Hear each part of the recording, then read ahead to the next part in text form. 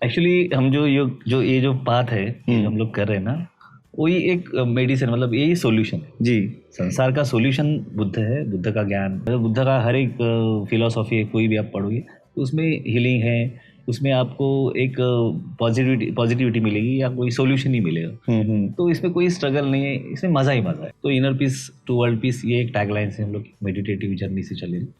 तो डेफिनेटली कुछ हद तक अभी जो यूथ है उनको तो अच्छा लग ही रहा है। बहुत बहुत स्वागत। आप देख रहे हैं आवाज इंडिया टीवी। सबसे पुरानी जो लिपि है या जो टेक्स्ट है उसे धम्मपद कहते हैं, और दुनिया भर के लोग उसे पढ़ते हैं, सुनते हैं, चैंटिंग करते हैं। मन को बहुत शांति मिलती है, मन में करुणा का निर्माण होता है, मैत्री का निर्माण होता है। मगर उसी टेक्स्ट को, उसी लिपि को, उसी धम्मपदों को, या यूं कहिए कि बुद्ध की उस वाणी को अगर संगीत के सुरों में पिरो कर परोसा जाए, सुनाया जाए, तो ऐसा लगेगा जैसे हम सुखावती में हैं। तो जनमानस को संगीत में पिरो कर बुद्ध की वाणी धम्मपद लोगों तक पहुंचाने वाले केवल महाराष्ट्र नहीं, केवल भारत नहीं, तो पूरे विश्व के धम्म गायक हम जिन्हें कहते हैं, वे पावा हमारे साथ स्टूडियो में है। आपका बहुत बहुत स्वागत और बहुत बहुत बधाई इस बात के लिए कि रिसेंटली आपने 2 एल्बम, 2 जो एंथम है, एक तो हमारे जो मिनिस्टर रह चुके हैं बडोले साहब, उनके लिए आपने एक एंथम किया, और जो वैश्विक त्रिपिटका चैंटिंग हो रही है बौद्ध गया में, उसका भी जो है एंथम आपने ही कंपोज किया है। तो बहुत बहुत आपको बधाई, आपका अभिनंदन। दर्शक आपको सुनते हैं, मिलियंस, अगर यूट्यूब पर जाते हैं हम लोग तो मिलियंस ऑफ व्यूज और सब्सक्राइबर आपको मिलते हैं। तो इस पावा को जब हम देखते हैं तो हम ये सोचते हैं कि जब ये जर्नी शुरू हुई होगी तब पावा क्या होगे। तो जब आपने ये जर्नी शुरू की, एक ख्वाब रहता है कि मैं गायक बनूंगा, संगीतकार, और सारे के सारे बॉलीवुड की तरफ चले जाते हैं। आपने वैसा नहीं किया, आपने धम्म का पथ पकड़ा, धम्म की राह पकड़ी। क्या प्रेरणा थी और शुरुआत कहाँ से हुई थी? नमो बुद्धाय एवरीवन। मेरी शुरुआत, मेरा जन्म रत्नागिरी में हुआ है, कोलिसरे करके एक छोटा सा गांव है वहाँ पे। तो मेरे पिताजी जो है वो फोक आर्टिस्ट है, मतलब वो जलसा बाबा साहब का जो वहाँ पे जो बहुत चलता था जलसा वो टाइम में, जो बाबा साहब के विचार वो जलसे में होते थे। तो एक म्यूजिकल वो एक एक्ट होता था, प्ले टाइप होता था। तो मैं बचपन से वो सुनता था वो सब। तो मुझे लग रहा था कि मैं भी मतलब इस रास्ते में कुछ करूँ इस। तो मेरी कोशिश रहती थी कि, लेकिन मेरी पढ़ाई भी उसी तरह से चल रही थी। तो मैं पढ़ाई में तभी भी गाने लिखता था बचपन में, कोशिश करता था गाने की।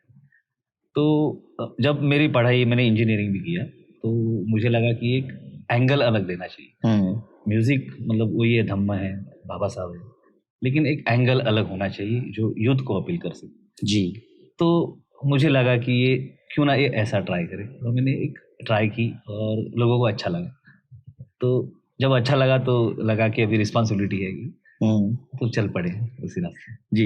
लेकिन मैंने जैसे कहा कि थोड़ा कोई संगीत सीख लेता है, कलाओं को सीख लेता है, तो पूरे महाराष्ट्र में से जो कलाकार है वो बॉलीवुड की तरफ आकर्षित होता है और सीधा ट्रेन फ्लाइट पकड़ के मुंबई पहुंच जाता है। आप ऑलरेडी मुंबई से है, फिर भी कभी हमने ये देखा नहीं कि आपने बॉलीवुड की तरफ आपका कभी रुझान रहा। आपका सारा का सारा रुझान जो रहा, आपका लक्ष्य रहा, धम्म पे रहा, ऐसा क्यों?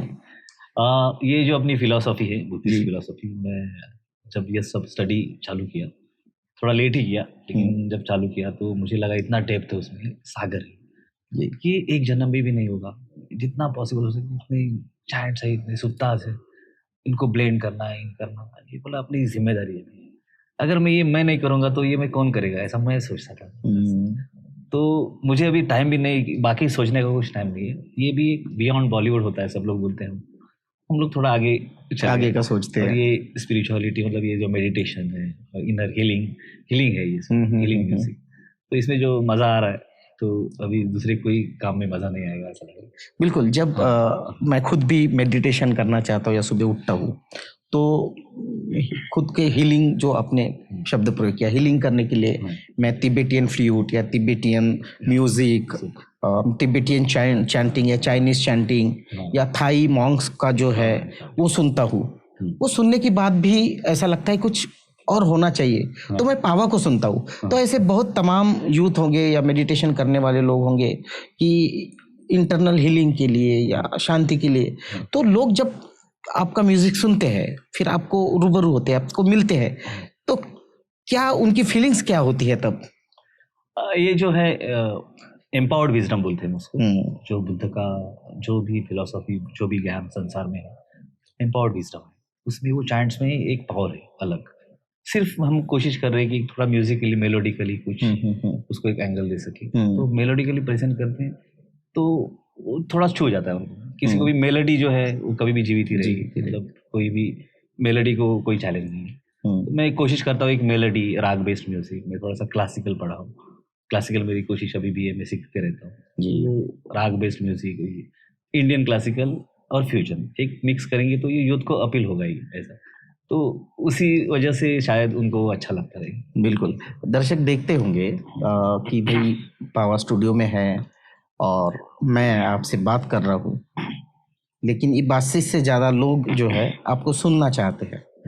तो पहली रिक्वेस्ट मेरी इस दौरान कि ये जो महामंगल सूक्त है, हमारे दर्शकों के लिए थोड़ा गुनगुना देंगे? ये सूत्र तो बहुत है। मैं जब डूब जाता हूँ तो 3-4 घंटा में बाहर नहीं आ सकता है। मैं जब रतन सूत्र लेता हूँ आधा 1 घंटा उसमें ही जाता है। तो सूत्र एक बार उसमें घुस गया तो फिर बाहर आने का मूड नहीं करेगा आपको जी। फिर भी मैं 2 लाइन्स जो रतन सूत्र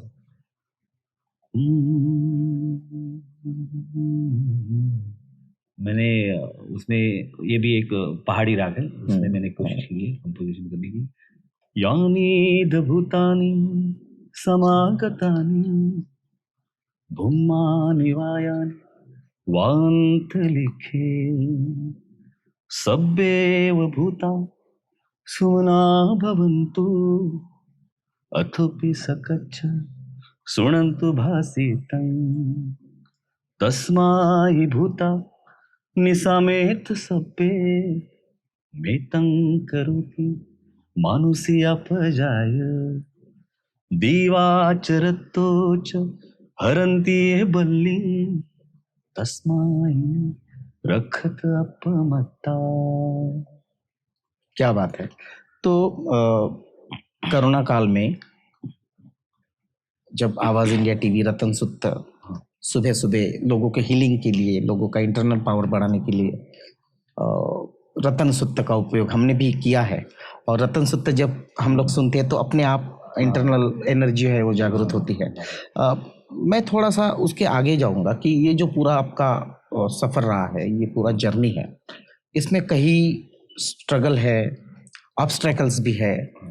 तो ऐसा कभी लाइफ में कुछ स्ट्रगल ऑब्स्ट्रैकल्स हुआ कि भाई, या कभी ऐसा दिमाग में आया कि नहीं यार नहीं करना चाहिए, ऐसा कभी हुआ आपको?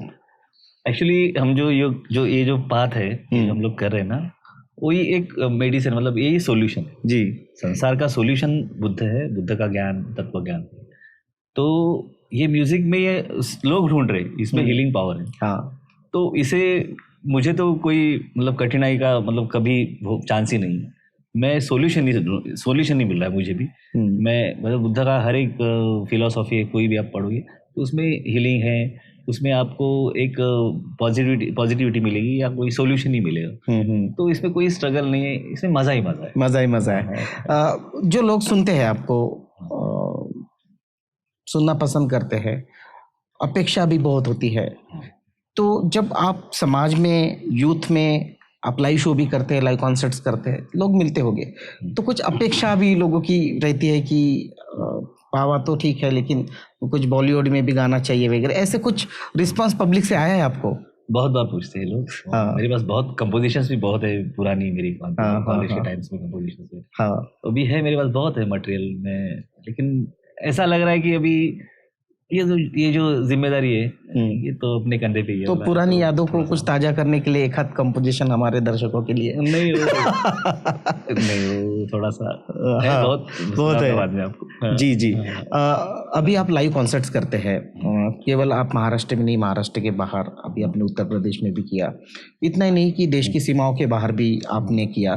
तो ये जो दर्शक है, महाराष्ट्र के दर्शक या फिर उत्तर भारत के दर्शक या फिर देश के बाहर के जो लोग आपको सुन रहे हैं, दर्शकों में आपको क्या लगता है कुछ फर्क है सुनने में उनके?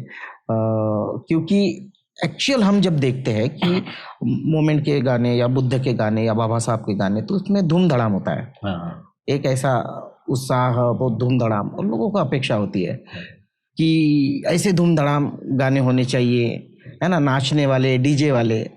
तो ऐसे भी कुछ आपको ऑफर आई होगी कि ऐसे भी कुछ गाने होने चाहिए?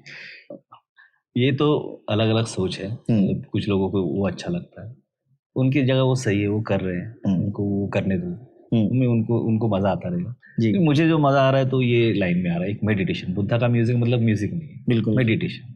तो आप वो सीरियसली मेडिटेटिव भी वैसे ही ले सकते हैं जी। तो ये अगर लोगों को ये अच्छा लग रहा है तो अभी ये एक पाथ है, एक पीसफुल है, इनर पीस, अपना जो हमारा जो टैगलाइन है जी, inner peace to world peace. कभी भी इनर पीस होगी तो ही वर्ल्ड पीस आ सकती है।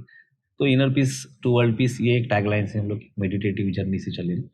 तो डेफिनेटली कुछ हद तक अभी जो यूथ है उनको तो अच्छा लग ही रहा है। मैं कोशिश कर रहा हूँ कि अभी भी और कुछ कंपोजिशन से सब डेली लगे रहते हैं। अभी नेक्स्ट प्रोजेक्ट क्या है? अगर पावा को अभी नेक्स्ट स्क्रीन पे देखना है या सुनना है तो नेक्स्ट प्रोजेक्ट कुछ? नेक्स्ट प्रोजेक्ट बहुत सारे त्रिपिटक पड़ा है, इसमें इतने सुत्ताज है, ये उनका ब्लेंड फ्यूजन म्यूजिक डेली मैं कोशिश करता हूँ। धम्मपद है, 430 गाथा है। मैं सिर्फ यमक वग्ग को लिया तो मेरे का 2-3 महीना उसमें जाता है। ये 2-3 महीने में एक बार हमारा प्रोजेक्ट आता है, क्योंकि उसमें थोड़ा सा स्टडी रहता है कि एक खुद तो उसका प्रोनाउंसिएशन से लेके पाली लैंग्वेज को स्टडी करना, फिर उसको थोड़ा सा एक प्रॉपर। अभी हमने सल्ला सुत्त किया था, सल्ला सुत्त का एक मीनिंग अलग है, वो दुख का है, मतलब दुखों से भरा है संसार, उसका वो ये है। तो उसका कंपोजिशन कैसे चाहिए, तो वो अपने आप फिर वो एक बार उसमें घुस गए तो भी वो कंपोजिशन। मैं इस बात पे आने वाला था कि पाली टेक्स्ट मराठी हिंदी सम जैसा ही है, पर प्रोनाउंस के लिए, उसके उच्चारण के लिए बहुत कठिन है।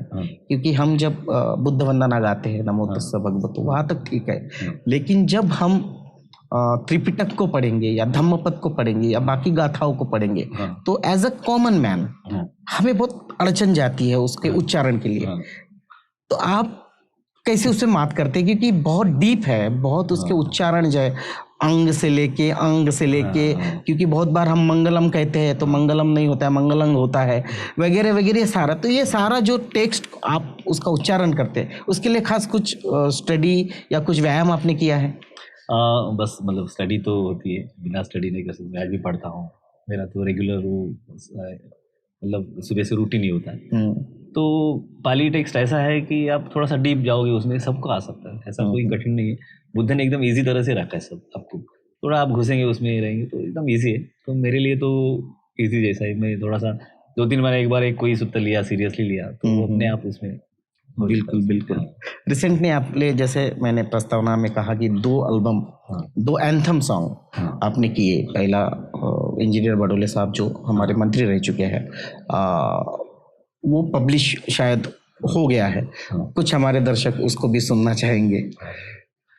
तो बडोले साहब का एक उनके लिरिक्स है, उनके लिरिक्स है, उनका जो राइटिंग है अमेजिंग, बियॉन्ड वर्ड्स है। वो एक अवेकनिंग का पावर है उसमें। तो जब उन्होंने मुझे पेपर में मुझे मिला था, वो उनका गगन जी ने भेजा था, तो मैंने वो जस्ट वर्ड्स लिखे। मैं भी गाने लिखता हूँ मेरे जी, लेकिन मैं बोला ये तो कुछ यूनिक है, तो एक एंथम टाइप है। एक इमीडिएटली आया और मैंने दरबारी कानड़ा राग जो है, अच्छा मेरा फेवरेट राग है, दरबारी कानड़ा राग में वो कंपोजिशन बनाया और बहुत अच्छा। उनके भी, जब उनको पहली बार सुना था, उनके भी रोंगटे खड़े हुए थे सुनाते टाइम, स्क्रैच सुना रहा था तभी, उनको अच्छा लगा। तो फिर हमने उस पर अच्छा किया, गगन मलिक है, उन्होंने एक्ट किया और हमने ये प्रोजेक्ट कंप्लीट किया। अच्छा, मतलब लोगों का रिस्पांस अच्छा। बिल्कुल, ये बुद्ध शासन है, बोला ये इम्पोर्टेंट है, लोग अभी लाइक्स व्यूज नहीं देखते कभी, लेकिन लेकिन इमॉर्टल है, हम रहे ना रहे बुद्ध शास्त्र है। बिल्कुल, तो वो एंथम थोड़ा सा हमारे दर्शक सुनना चाहेंगे। ये सृष्टि अनित्य है, यही तो एक सत्य है, नैतिकता तो अपना बुद्ध की शरण में आओ, धम्म की शरण में आओ, संघ की शरण में आओ। और हमने सिम्फनी यूज की पहली बार। मेरा सपना था कि सिम्फोनिक कुछ किया जाए, तो लाइव सिम्फनी मुझे वैसे भी इंडियन म्यूजिक में सिम्फनी साउथ ईस्ट एशिया का एक स्टूडियो बहुत बड़ा। अच्छा। वो सिम्फनी करते हैं, साउथ के मोस्टली सब मूवीज रहते हैं जी। बैकग्राउंड जो स्कोर है ना, तो नॉर्मली वहाँ पे होता है। तो एक मेरा कॉन्टैक्ट है वहाँ पे, तो हमने बहुत से आर्टिस्ट लेकर के वहाँ पे एक सिम्फनी किया और एक ग्रैंडर लुक दिया है प्रोजेक्ट। एक एंथम और आपने कंपोज किया है, उसको लिखा है डॉक्टर राजेश चंद्रा जी ने, और हमारे अमन जी ने भी लिखा है उसको। और वर्ल्ड चैंटिंग जो हो रहा है, त्रिपिटका चैंटिंग, उसका वो एंथम है। दिसंबर में तो लोग सुनेंगे, पर लोग अभी भी उसको सुनना चाहते हैं। लेकिन जब, क्योंकि राजेश चंद्रा जी जो है बहुत बड़े स्टडी, उनका स्टडी बुद्धिज्म में बहुत है, हम जब उनको सुनते हैं देखते हैं तो उनके लिरिक्स भी उतने ही कठिन। तो उसको कंपोज करते वक्त उस एंथम को कुछ कठिनाई गई या कुछ ऐसा लगा कि ये कुछ हटके है? इसमें क्या है, लास्ट टाइम जो त्रिपिटका चैंटिंग हुआ था ना, तो उसका मुझे कुछ फुटेजेस भेजा था उन्होंने। हाँ। मैंने वो देखा और मुझे जब लाइंस मिली तो मतलब अमन जी बहुत पैशनेट है। अमन जी का मुझे फोन आया कि ये करना है, राजेश जी तो टैलेंटेड ही है बहुत, उनसे भी थोड़ा सा इनपुट्स लिया मैंने और कर दिया कंपोज। मजा है, यूनिक है, थोड़ा सा एक अलग फील है उसका। और हमें वो बोधि वृक्ष की छाव तले, तो उसी हिसाब से कंपोजिशन, तो मैंने वो अलग एक थोड़ा सा रिदम उसको दिया है, एक हटके रिदम है मेरा वो उसमें। देखते हैं वो भी थोड़ा सा बहुत अच्छा लग रहा है। तो दर्शक देख रहे हैं, और ये प्रोग्राम जो है चैंटिंग का, ये दिसंबर 2 तारीख से जो है महाबोधि टेम्पल बोध गया में हो रहा है। तो मैं आपसे गुजारिश करूंगा कि हमारे जो दर्शक देख रहे हैं उनको थोड़ा आह्वान करिए कि उस चैंटिंग प्रोग्राम में जरूर आना है सबको। त्रिपिटका चैंटिंग ये host once in a lifetime जैसा मोमेंट है, हमारी इंडिया का एक प्राइड मोमेंट है, और वर्ल्ड बुद्धिज्म जो है मतलब हाईलाइट हो जाएगा इंडिया से। तो ज़रूर सबको आना है। ये त्रिपिटका चैंटिंग 2 से 12 तक है। बिल्कुल, 2 से 12 तक है। तो बहुत बहुत धन्यवाद। एक लास्ट गुजारिश आपसे है, आपका बहुत फेमस कंपोजिशन है शुरुआत में जो है, संसार अनित्य है वाला जो है, उसके साथ हम इस चर्चा को समाप्त करना चाहते हैं। तो हमारे दर्शकों के लिए जरा उसको आप गुनगुना देंगे तो दर्शकों को बहुत आनंद होगा। कंपोजिशंस तो बहुत है, इसलिए आप जो बोले, आपकी अगर फरमाइश है तो मैं वही गाऊंगा। संस्कार अनित्य है, यही पूर्ण सत्य है, जन सुबोध सम्यक विमुक्त बहुजन हिताय, वाणी शत शुद्ध है, मन में बस बुद्ध है, संबुद्ध सुगम्य उदंड बहुजन सुखाय। क्या बात है। तो ये थे पावा, जो अपनी जादुई आवाज के साथ धम्म पदों को, बुद्ध की वाणी को आप तक, आपके तरफ निरंतर पहुंचा रहे हैं। बहुत बहुत मंगल कामनाओं के साथ उनकी जो आगे की जर्नी है, सफर है, धम्म का पथ जो उन्होंने पकड़ा है, हम मंगल कामना करते हैं कि उनका वो पथ निर्वाण तक जाए। पावा, आपने बहुत अपना वक्त दिया, लोगों से रूबरू हुए और आवाज़ इंडिया टीवी के स्टूडियो में आ पाए, आपका बहुत बहुत धन्यवाद। Thank you so much. आप देख रहे हैं आवाज़ इंडिया टीवी।